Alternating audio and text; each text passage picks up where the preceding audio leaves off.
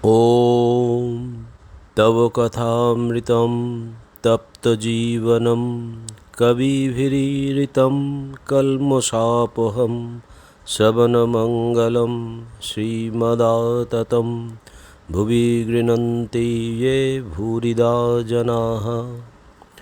শ্রী শ্রী রামকৃষ্ণ কথামৃত দ্বিতীয় ভাগ নবম খণ্ড। ঠাকুর শ্রী রামকৃষ্ণ দক্ষিণেশ্বর কালী মন্দিরে প্রথম পরিচ্ছেদ। পণ্ডিত ও সাধুর প্রভেদ, কলিযুগে নারদীয় ভক্তি। আজ বুধবার, ভাদ্র মাসের কৃষ্ণা দশমী তিথি 26শে সেপ্টেম্বর 1883 খ্রিস্টাব্দ। বুধবারে ভক্ত সমাগম কম, কেননা সকলেরই কাজকর্ম আছে। ভক্তেরা প্রায় রবিবারে অবসর হইলে ঠাকুরকে দর্শন করিতে আসেন।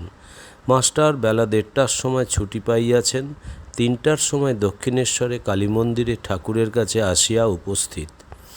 এ সময় রাখাল লাটু ঠাকুরের কাছে প্রায় থাকেন। আজ 2 ঘণ্টা পূর্বে কিশোরী আসিয়াছেন। ঘরের ভিতর ঠাকুর ছোট খাটটির উপর বসিয়া আছেন। মাস্টার আসিয়া ভূমিষ্ঠ হইয়া প্রণাম করিলেন। ঠাকুর কুশল জিজ্ঞাসা করিয়া নরেন্দ্রের কথা পাড়িলেন।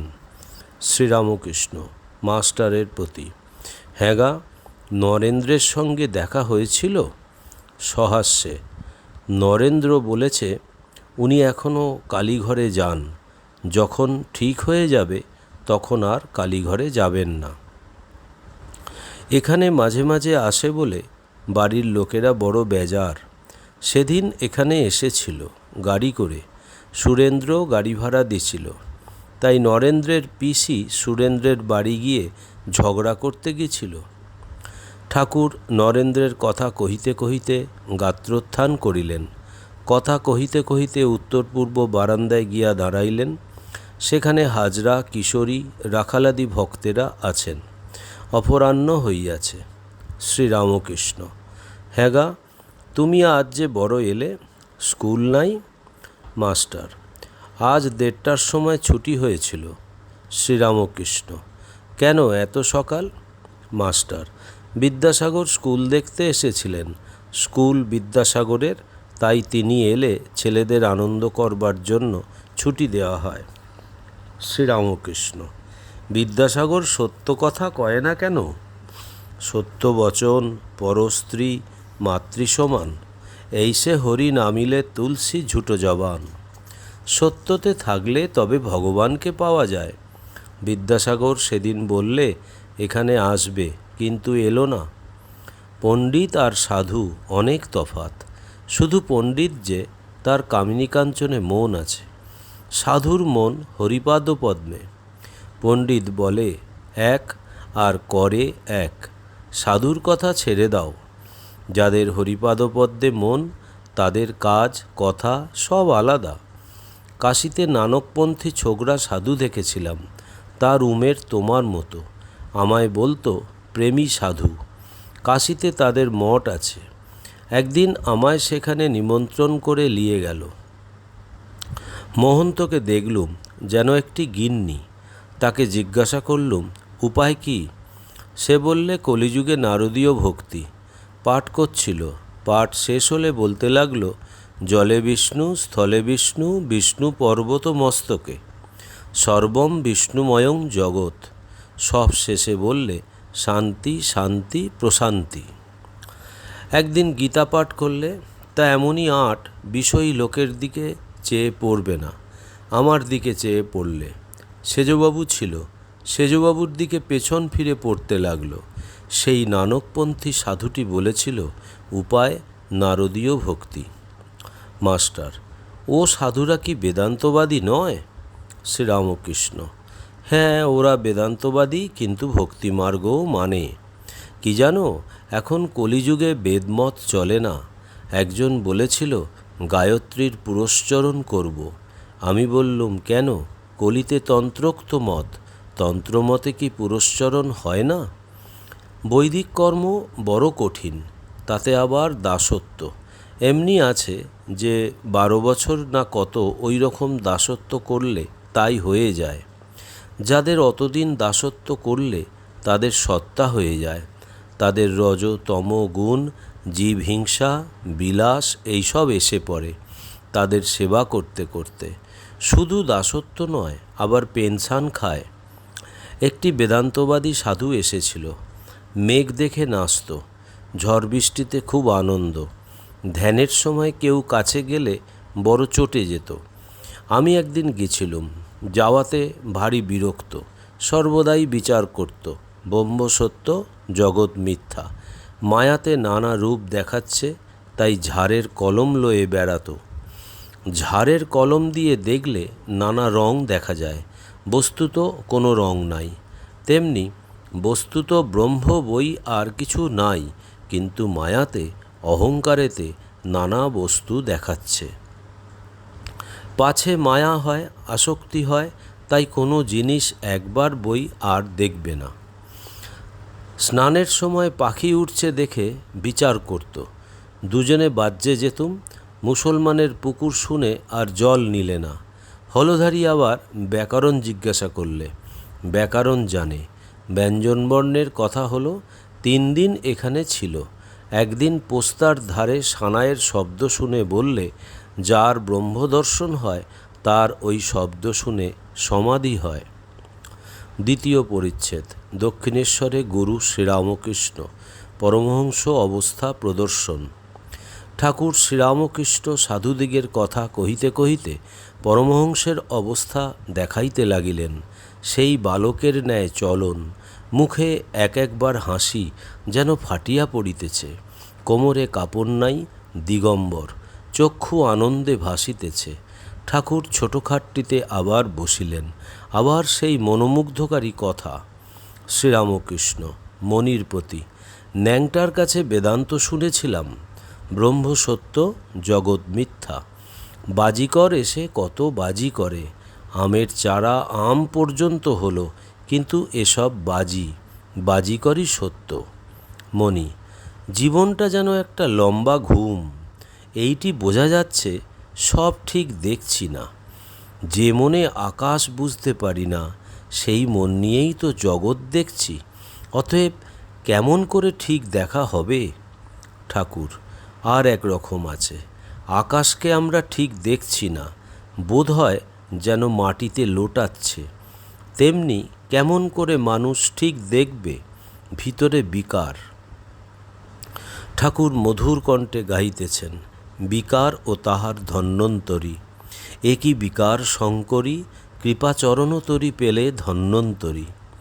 বিকার বই কি, দেখো না সংসারীরা কোঁদল করে, কি লয়ে যে কোঁদল করে তার ঠিক নেই। কোঁদল কেমন? তোর অমুক হোক, তোর অমুক করি। কত চেঁচামেচি, কত গালাগাল। মনি, কিশোরীকে বলেছিলাম খালি বাক্সের ভিতর কিছুই নাই, অথচ 2 জনে টানাটানি করছে, টাকা আছে বলে। আচ্ছা, দেহটাই তো যত অনর্থের কারণ। ওই সব দেখে জ্ঞানীরা ভাবে খোলস ছাড়লে বাঁচি। ঠাকুর কালীঘরে যাইতেছেন।